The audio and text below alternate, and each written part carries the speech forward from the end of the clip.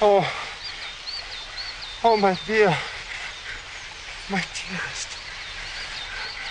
I warned you. I said, do not go too near the edge. Why did you push me, Baron? Dear wife, you're dreaming. Oh, dying.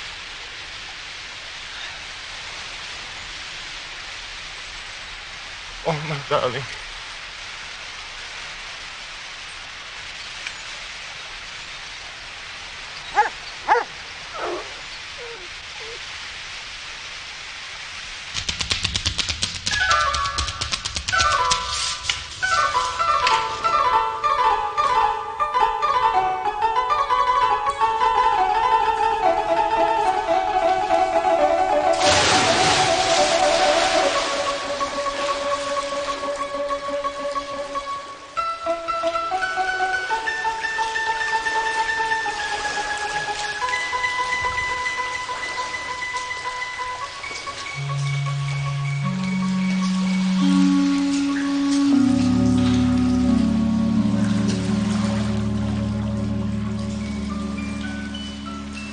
Stirring, Holmes? I know no more than this. It may be some fussy, self-important fool. It may be a matter of life or death. You grant this interview? I've already confirmed it. Do you know anything of the man? Only that the name Colonel Sir James Damery is a household word in society. I can tell you a little bit more than that. He has rather a reputation for arranging delicate matters which are to be kept out of the papers. He's a man of the world with a natural turn for diplomacy. I'm bound, therefore, to hope that it is not a false scent, that he has some real need of our assistance. Our? If you will be so good, Watson. I should be honored. Then until 4:30 o'clock, we can put the matter out of our heads.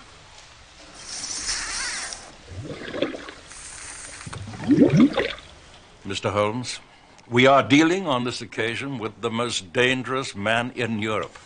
I have had several opponents to whom that flattering term has been applied. A man to whom violence is familiar and who will literally stick at nothing. No. Don't you smoke? Excuse my pipe. But if your man is more dangerous than the late Professor Moriarty, he's indeed worth meeting. May I ask his name? Have you ever heard of Baron Gruner? The Austrian murderer. So you've already sized him up as a murderer. It is our business to follow the details of continental crime. I'm as sure that he killed his wife when that so-called accident happened at the Splugen Pass as if I'd seen him do it. Just as I am certain that he disposed of the only witness, that innocent shepherd boy. Baron Gruner is now in England. Residing near Kingston, I'm informed. That is so. Might I also suppose you will have heard of General Merville? Khyber Pass fame. Indeed. General Merville has a daughter, Violet. Young, rich, accomplished, a wonder woman in every way. It is she, an innocent, we are endeavoring to save from the clutches of this fiend. He has some hold over her? The strongest of all where women are concerned, Mr. Holmes. Ah, love. Exactly. In marrying you, my darling, all my past sins shall be absolved. These aren't sins you've told me of. These are slanders. My angel. You were traduced, as are all great men. Yet I am determined you shall know my history, every part of it. Thus shall I come to the altar purified in soul and spirit, and worthy at last of your love. Just 6 weeks. Oh, Adelbert.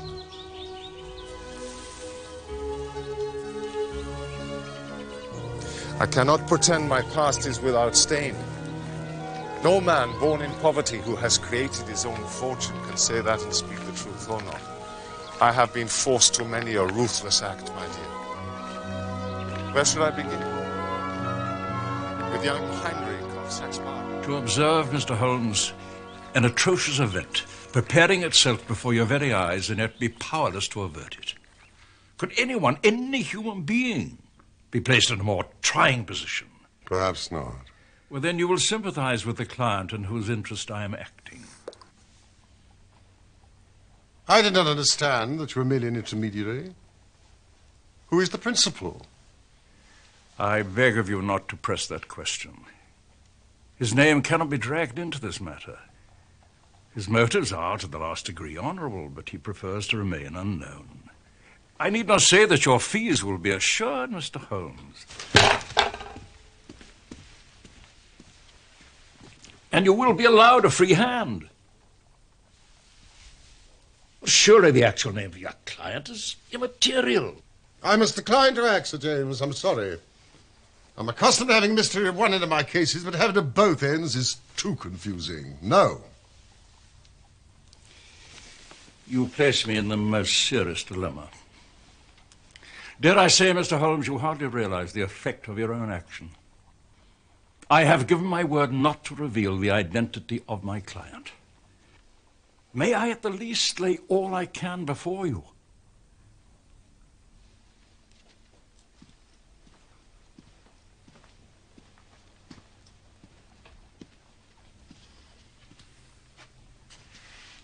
It is understood. I commit myself to nothing. Of course. Yes, yes. A perfect likeness. Who painted it? Hans of Innsbruck, a descendant of Klaus, the sculptor famous for his bronzes, such as this. I shall commission Hans to attempt your likeness, my precious. I love this room. It breathes of you.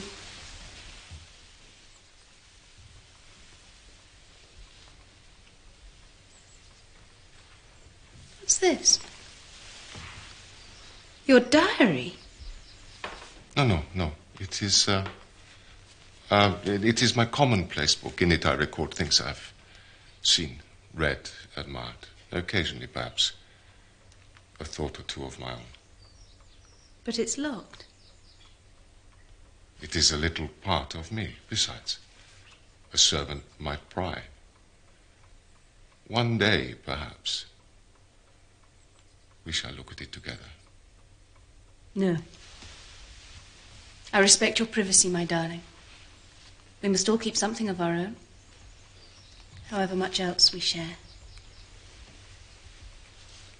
You are perfect.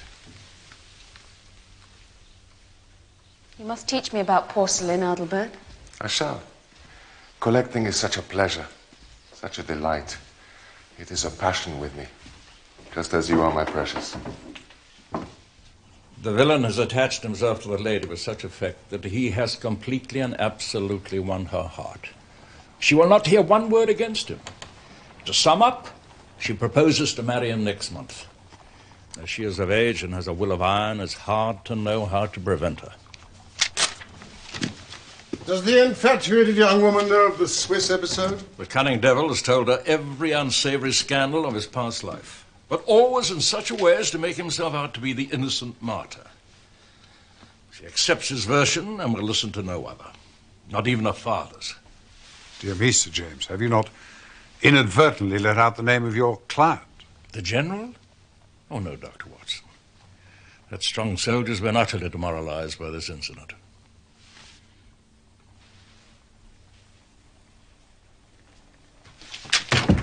Mrs. Hudson! You rang, sir? Will you deliver this to the butcher's boy round the corner? That young rascal with the funny eye? The other is invaluable, so is his bicycle. Sir.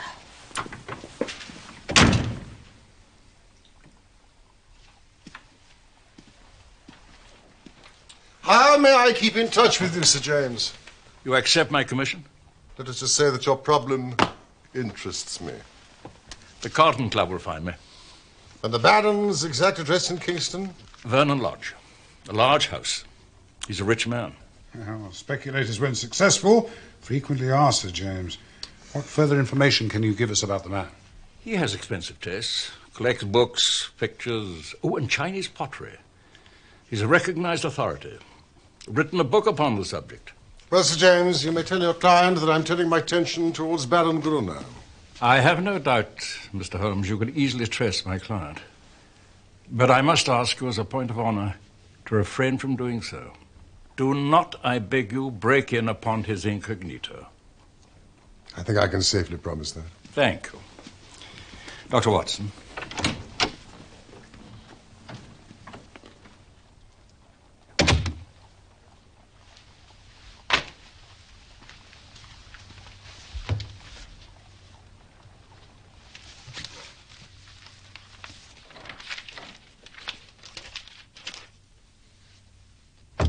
You're wasting your time, Watson.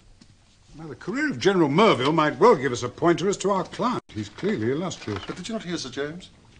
His request was to you, Holmes. But that is shameful, Watson. Shameful. Besides, our minds should be more gainfully employed. Desist.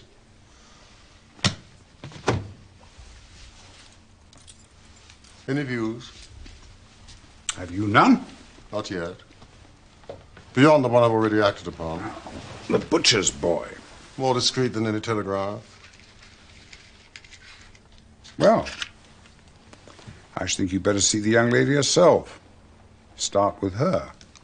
If a poor broken-down father cannot move her, how can I, a complete stranger, prevail? Now, if all else fails... Perhaps. But first, the underworld. For it is among the dark roots of crime that we must hunt for Gruner's secrets. You've sent for Shinwell Johnson. I have but one insight. That Miss Merville might well condone murder. Yet some smaller offense might rankle. We shall see. They have engaged the very best. Show him in.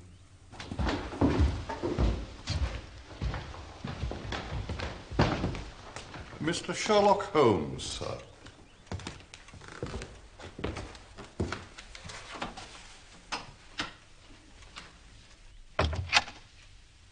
I rather thought I should see you sooner or later, Mr. Holmes.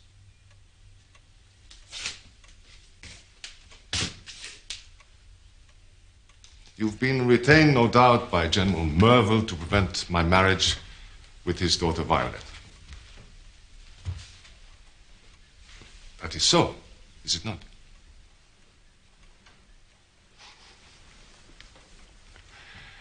Let me advise you very strongly, Mr. Holmes, to draw off at once, sir. Draw off? My dear man, you'll only ruin your well-deserved reputation. This is not a case in which you can possibly hope to succeed. Draw off, sir. It is curious, but that is the very advice that I've come to give you. Let me put it to you man to man. If you persist in this marriage, you will raise such a swarm of powerful enemies, England will be too hot to hold you. Surely you'll be wiser to draw off. Excuse my amusement, Mr. Holmes, but it really is very funny seeing you trying to play a hand with no cards in it. Not a color card there, sir. Nothing but the smallest of the small. So you think? So I know, sir. So I know. Let me make the thing clear to you. You consider your hand so strong that you could afford to show it? Certainly, since it becomes plain that in this instance you are clearly out of your depth, Mr. Holmes. Could it be that your capabilities have been subject to hyperbole? Your hand, Gruner, show it. Won't you sit down? I think I shan't. Please yourself.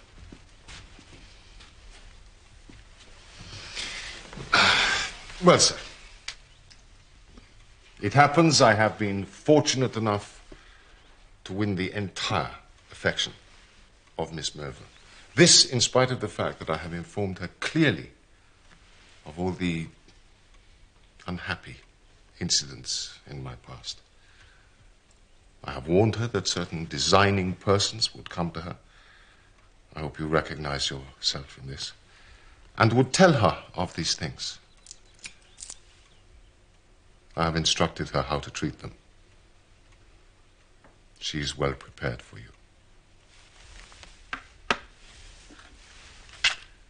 She will no doubt give you an appointment. And she will listen. It will be to no avail, however. If you wish to speak, now is your moment. No. This is not the moment. Oh, by the way, Mr. Holmes, did you know the French agent Lebrun? Of course. So you know what befell him? He was beaten in the Montmartre district of Paris and crippled for life. Quite so. By an odd coincidence, he had been inquiring into my affairs. Don't do it, Mr. Holmes. It's not a lucky thing. My last word to you is, you go your way. Let me go mine. And mine to you, Gruner, is if you aspire to be accepted into English society, you do well to remove the band from your Havana before lighting it. Otherwise, you'll be put down for a bounder.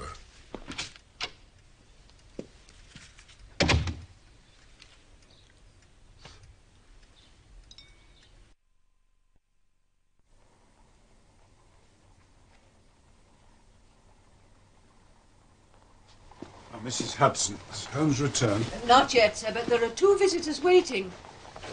Thank you, Mrs. Hudson.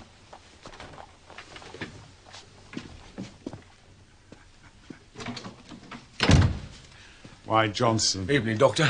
Mr. Holmes sent word to me. I know, Johnson, I know. And I brought Kit here because... I was delayed at the museum, and then the press of traffic. An omnibus overturned in Great Russell Street. Too dead a horse had to be put down. Gentlemen, forgive me. I was absorbed by the mysteries of Ming. I quite forgot the hour, madam.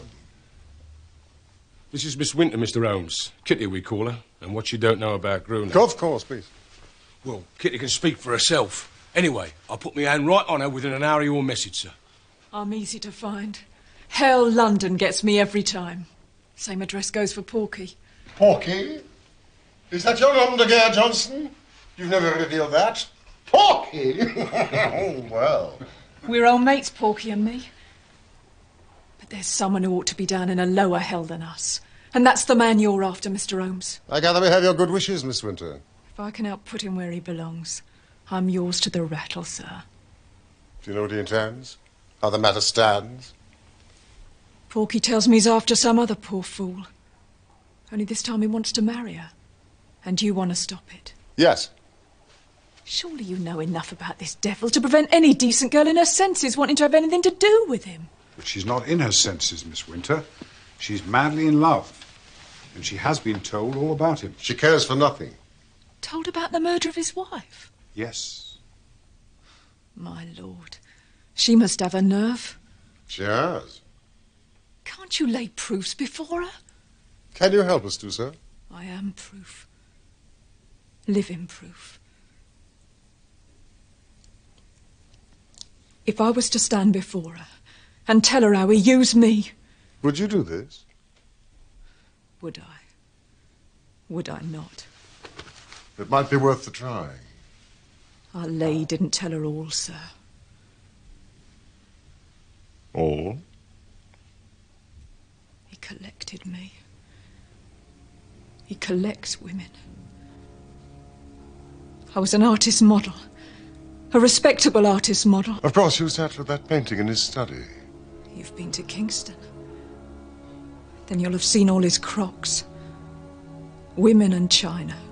They're his twin passions. Gruner commissioned that painting. And afterwards...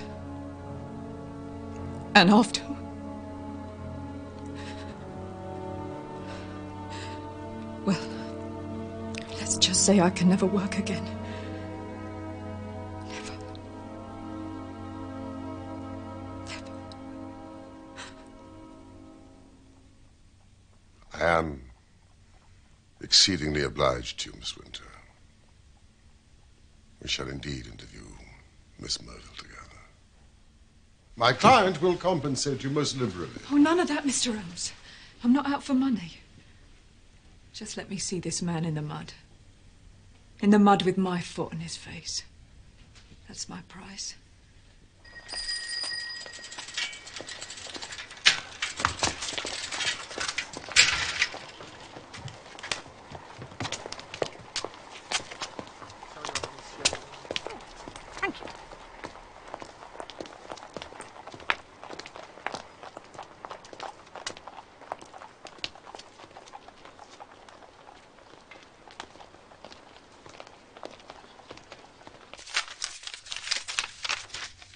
From Kingston.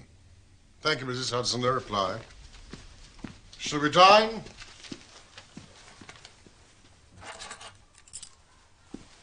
This is a death threat, Holmes. Do you expect anything less from the Baron, Gurner? Holmes, have a care. Oh, Watson, come along. We must eat.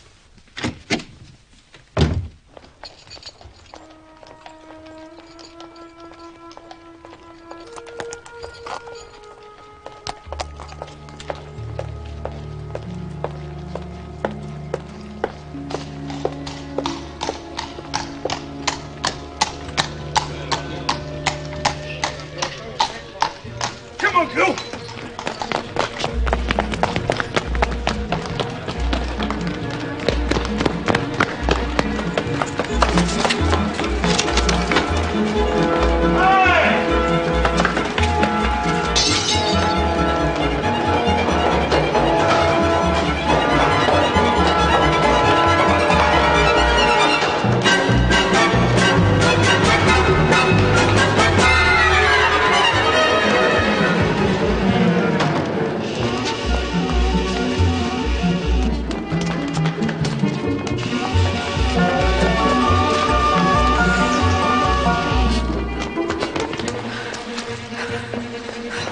They ain't following no more.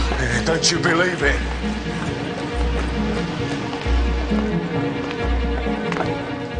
Yeah, what did I say? Now, you stand over there, Kitty. There's a good girl. Right. Who's first? You or you?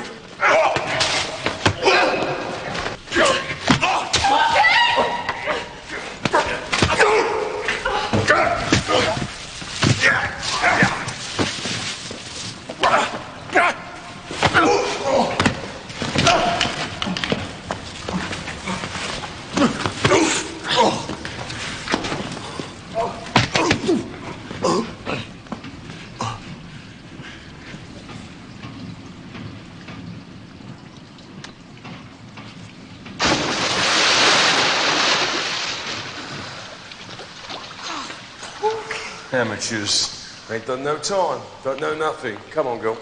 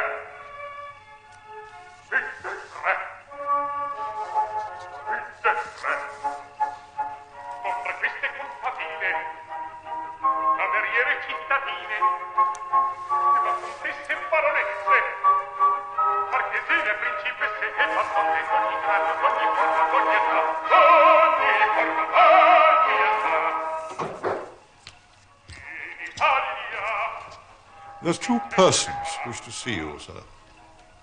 Persons? I could, in honesty, term them gentlemen, sir. I come.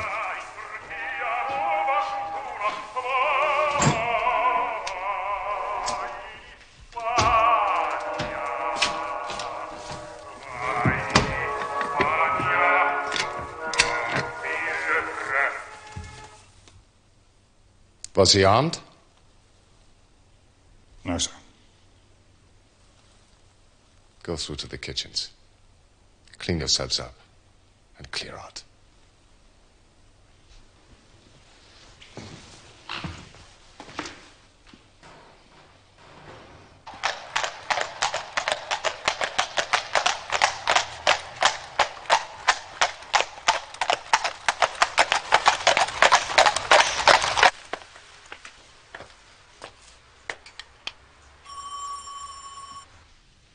I have agreed to this visit out of respect for my father, Mr. Holmes, rather than for you.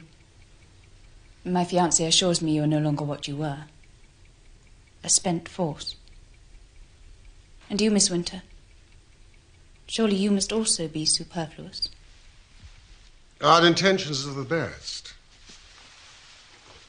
We are here to aid you. Really? When you call to malign my fiancé? I am not renowned, Miss Melville, for the warmth of my affections, but I can appreciate them in others. Had I a daughter, I should, I hope, feel for you as the General does. Nor is his concern without foundation. There. The slander begins. No, I do not readily call upon anyone to beg or to plead. But in Baron Gruner, please, I never speak idly, you have chosen not merely unwisely, but dangerously. Marry him, Miss Merville, and I assure you, with all the knowledge I have of the criminal mentality, you will be in mortal danger. Just as the former Baroness was. She too is infatuated and paid the fatal price. Her life for a fortune. That's a lie.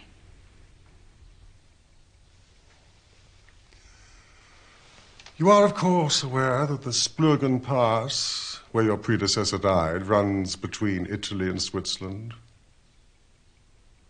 What does the geography matter? A great deal. When you plan to hurl a helpless woman off a cliff in one country to break her neck in another. But it was an accident. Then why did the shepherd boy, who saw the Baroness fall, die of arsenical poison? His murderess, whom Gruner had seduced, confessed at a trial that he had obliged her to administer the fatal substance or risk disfigurement for life by oil of vitriol. Those are the facts, Miss Merville. I beg you. Picture the awful situation you will find yourself in if you only wake to your fiancé's true character after you have married him.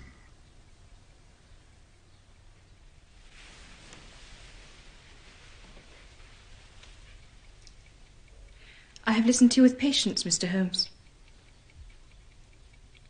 I am aware my fiancé has had a stormy life, in which he has incurred most unjust aspersions. Possibly you mean well, though I learn you are a paid agent. But in any case, I love Baron Gruner, and he loves me. You have told me this young lady's name and that there is a reason for her presence? I'll say there is. And what exactly are you, Miss Winter? Me? I'll tell you. I'll tell you what I am. I was his mistress, Satsu. One of 100. More. He's tempted, used, ruined and thrown aside as he will you too. Please. You marry this man, he'll be the death of you. Maybe a broken heart or a broken neck, but he'll have you. Oh, really? You may think yourself different. Thank you, Kitty. You've made yourself admirably clear. I am aware of 3 occasions in my fiancé's life when he has become entangled with designing women. And I am assured by him of his hearty repentance. Him? Repent? And only 3? Oh, you fool. You stupid fool. Mr. Holmes, I have obeyed my father's wish in seeing you, but I am not compelled to listen to the slanderous ravings. Ravings? Ravings? My God. I'll show you.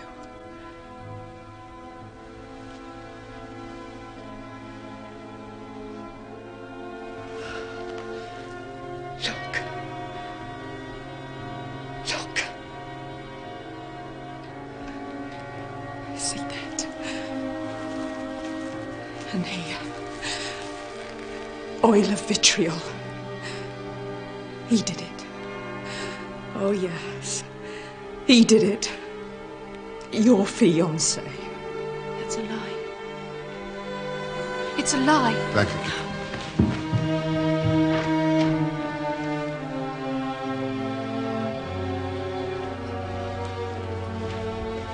You can tell the Baron that I shall not rest until I bring him to justice.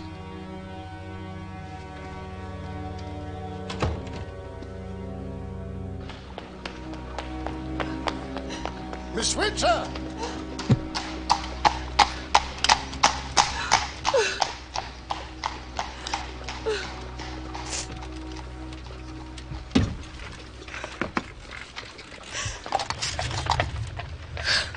Why, Kitty? Why? No, please. Why did Gruner treat you so?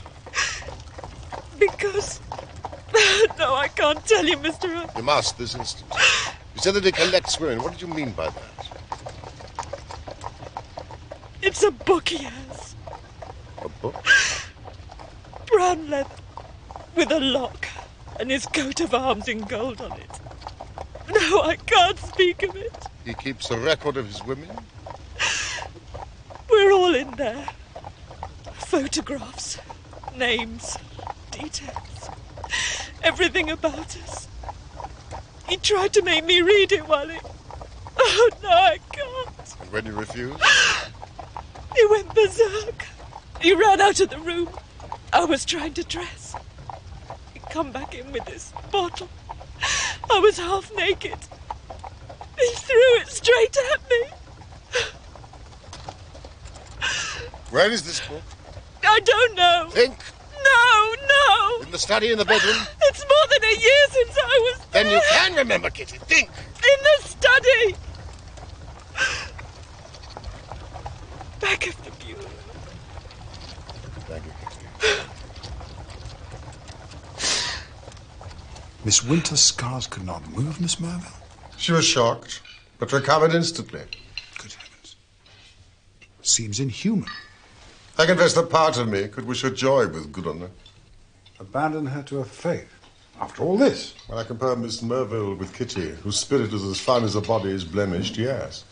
You wouldn't withdraw from the case. Have no fear, Watson. My disgust with Miss Merville counts as nothing against my determination to foil Gruner. But one thing irks me. That I did not pay more regard to Kitty's deportment when we first met. The manner in which she dressed her hair. Oh. It's late. We must be gone. I've got a mountain of work to do at the surgery, Holmes, so I'll see you in the morning. Until tomorrow, then.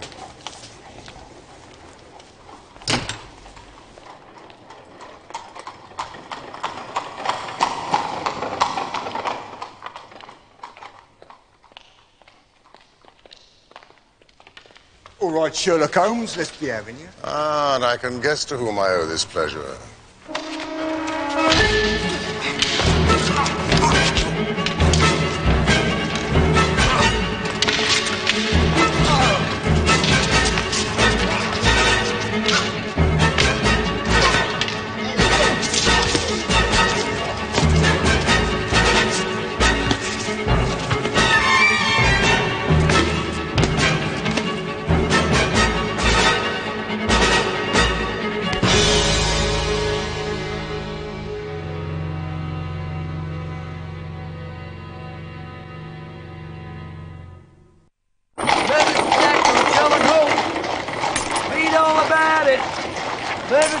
On Sherlock Holmes. Murderous attack on Sherlock Holmes. Read all about it. Murderous attack on Sherlock Holmes. Read all about it. Read all about it. Murderous attack on Sherlock Holmes.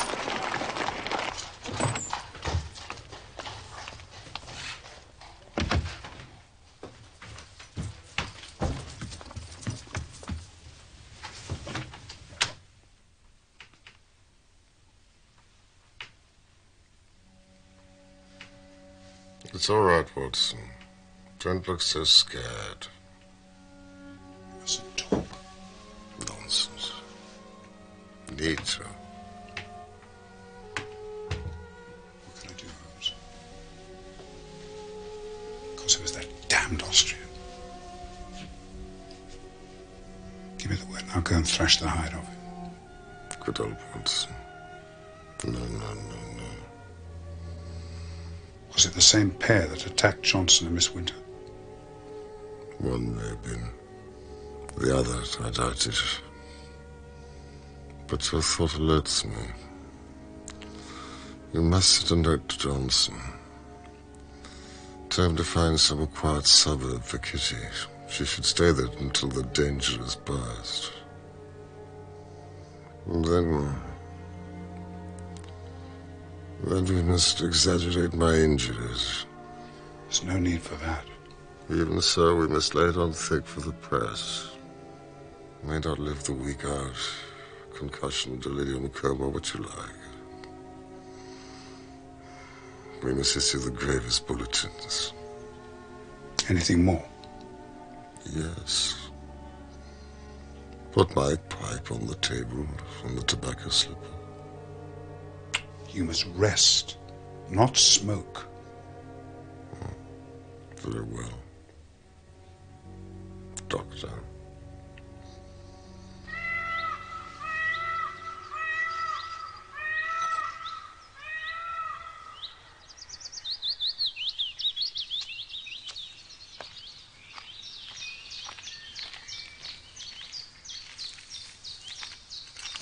Ah, my dearest, every day you become more precious to me.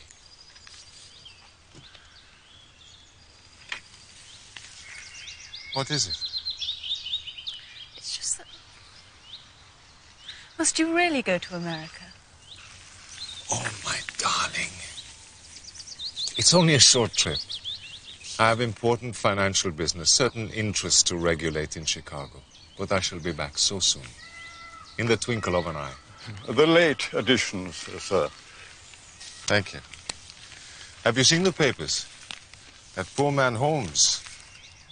He sinks daily. I'm afraid you cannot expect me to have very much sympathy with Mr. Holmes and his misfortune. Erysipelas has set in.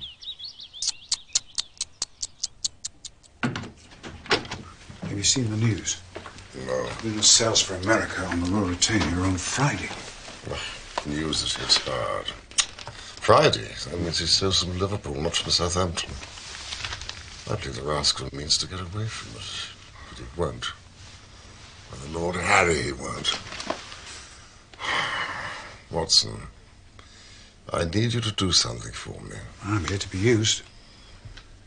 Then spend the next 24 hours in an intensive study of Chinese pottery.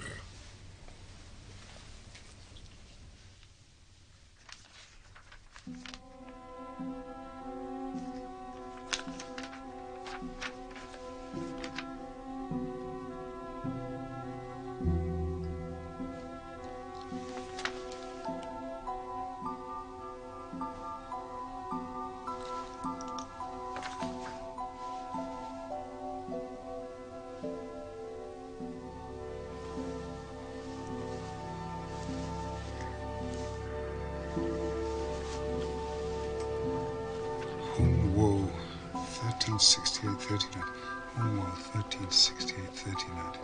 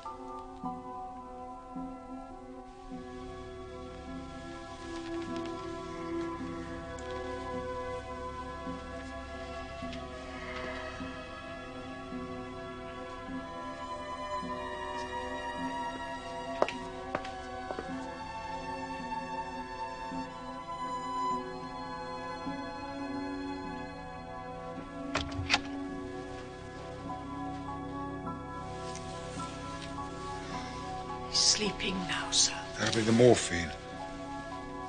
You won't let the lamp smoke, will you? No. He locked up below. Oh, they did that a while back. There's murderous folk about. True. Don't drive yourself too hard, sir. You'll be good for nothing in the morning. No, I shan't be long.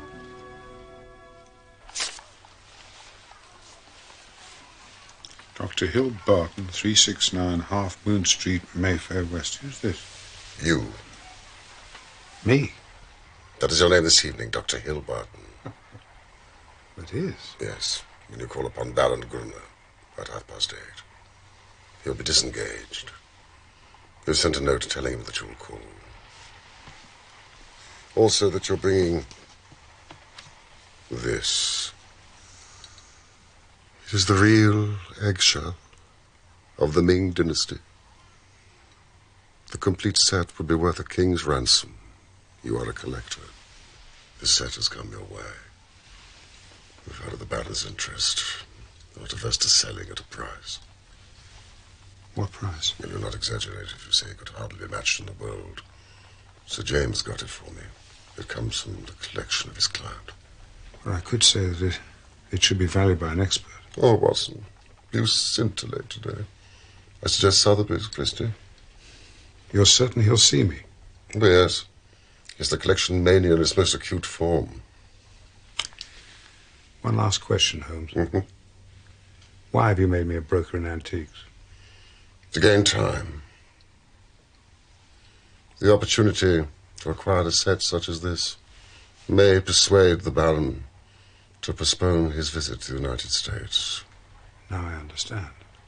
Elementary psychology, Watson.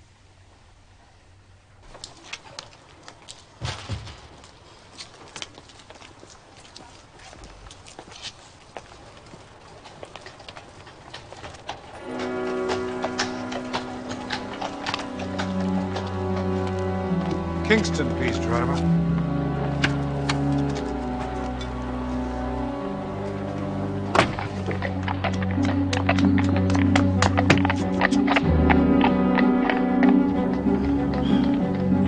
Lo Song Juan.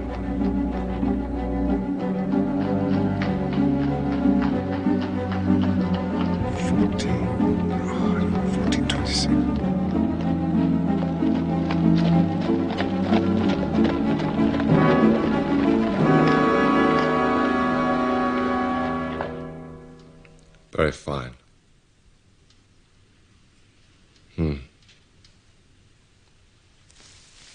Very fine indeed.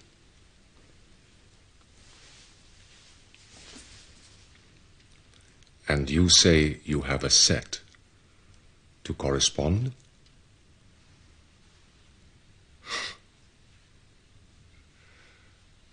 I know of only one in England to match it. Would it be indiscreet of me if I were to ask how you obtained this? Does it really matter? Of course it matters with precious objects such as these provenances or... Well, you can see the piece is genuine. As to the value, I'm perfectly content to take an expert's assessment. I had supposed you were an expert, Dr. Hill Barton. I meant an independent assessment. Of course.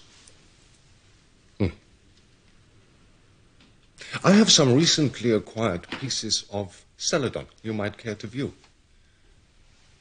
By all means. Please.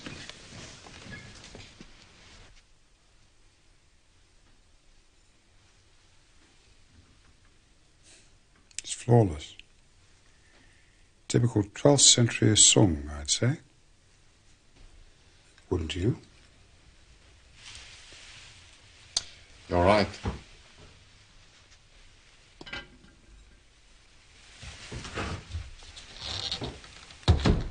And this?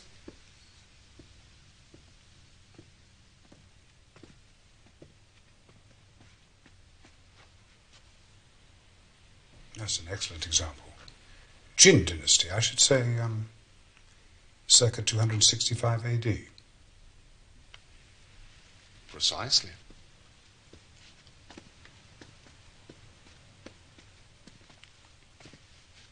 And these? Typical of Celadon, would you say? Give me time, give me time. I am giving you time, sir. Quite so. I should also be interested in your views on the marks of the Hung Wu. The marks of the Hung Wu? That's a vexed question. Vexed question indeed, sir. There are no marks on the genuine Hung Wu. This is intolerable, sir. I came here to do you a favor, not to be examined as if I were a schoolboy. You came here to spy. Not so. You may have found it easy to inveigle your way in here upon false pretenses, but by God, sir, you shall find it harder to get out. Raise your hands above your head, Dr. Watson. What's that? Holmes! You! Don't move! I shall shoot you through the head, rather than the heart. And then inform the police. I mistook you for a common burglar. That is a role that I played before, with some success. Without any doubt, sir, this will be your last time. Baron! Kitty!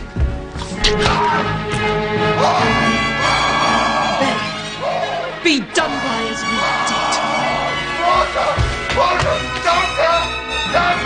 Help me! Help! Get more! I'll telephone the Baron's physician.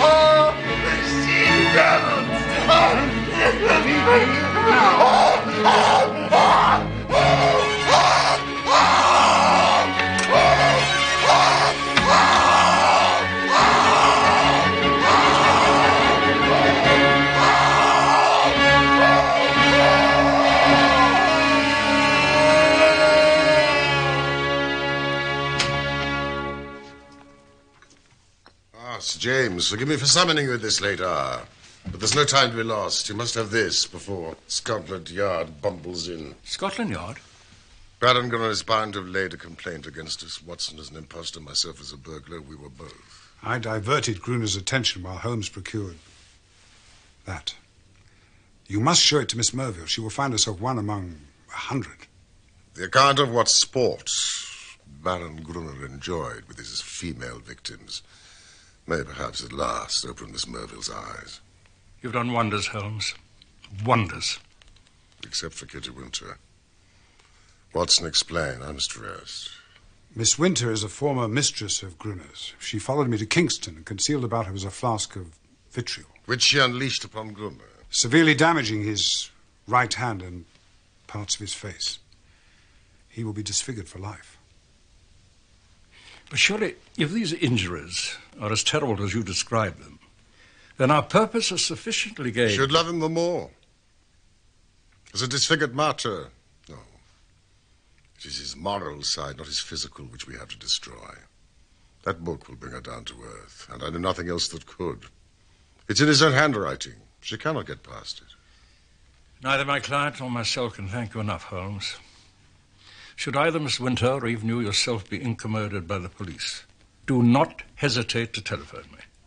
Thank you, Sir James, but to tell the truth, I rarely if ever find myself inconvenienced by Scotland Yard. Good night. Good night.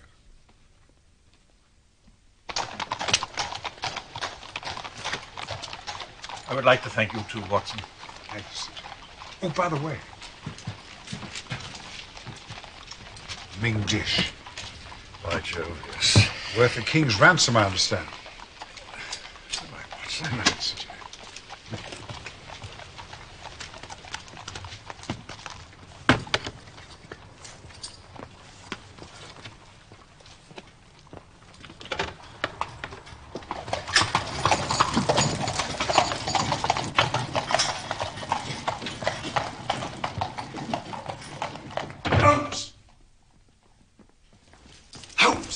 I've discovered the identity of our client. It's none other than... A loyal friend and a chivalrous gentleman. Let that now and forever be enough.